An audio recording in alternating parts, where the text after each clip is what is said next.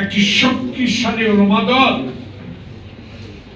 আমাদের প্রিয় নেতা, যিনি হাসিনার অন্যায় অত্যাচারের বিরুদ্ধে কথা বলতে গিয়ে 111-এ সেই ষড়যন্ত্রের শিকার হয়েছেন, দেশে নাই।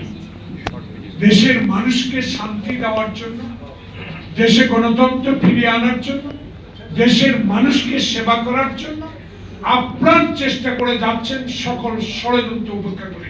তার বিরুদ্ধে যে দলে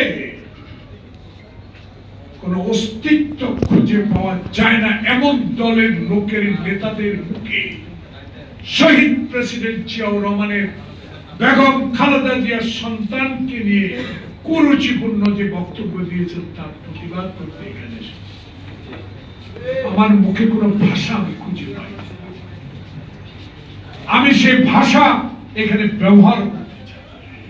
আমি শুধু বলতে চাই, যারা ৭১-এর যুদ্ধকে স্বীকার করেন, যারা বাংলাদেশের স্বাধীনতাকে স্বীকার করেন, তাদের সাথে জোট বেঁধে বাংলাদেশে যখন এই তত্ত্বাবধায়ক ইন্টেরিয়ম গভর্নমেন্ট একটা নির্বাচনের মুখোমুখি হচ্ছেন, একটা নির্বাচনের সিদ্ধান্ত নিয়েছেন লন্ডন বৈঠকের পর, এবং গত ৭ দিন আগে প্রধান উপদেষ্টা নির্বাচন কমিশনকে নির্বাচনের প্রস্তুতি নিতে বলেছেন, তখন এই মিটফোর্ডের সামনে একটি হত্যাকাণ্ড সংঘটিত করেছে। কারা? আজকে একটা ছবি দেখবেন, সেই ছবিতে দুই পাশে একজন হত্যাকারী, সেই মন্ত্রী নানকের পাশে যে নানক বাংলাদেশের ৫৪ জন সেনাবাহিনীকে হত্যার সাথে আজকে আমি বুঝি না। বন্ধু জাহাঙ্গীর সাহেব উপদেষ্টা, মুক্তিযোদ্ধা, আপনার সততা নিয়ে আমি কোনো কথা বলতে চাই। সৎ ব্যক্তি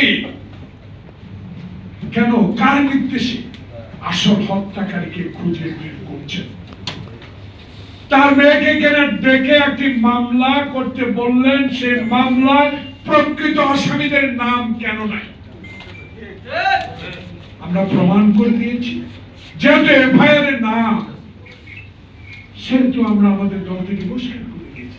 তাই বলে দায় দায়িত্ব আমরা নিতে রাজি না।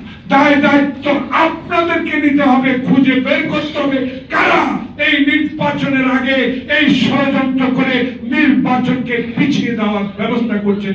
তাদেরকে কেন আজকে 5 দিন হলো খুঁজে বের করলেন?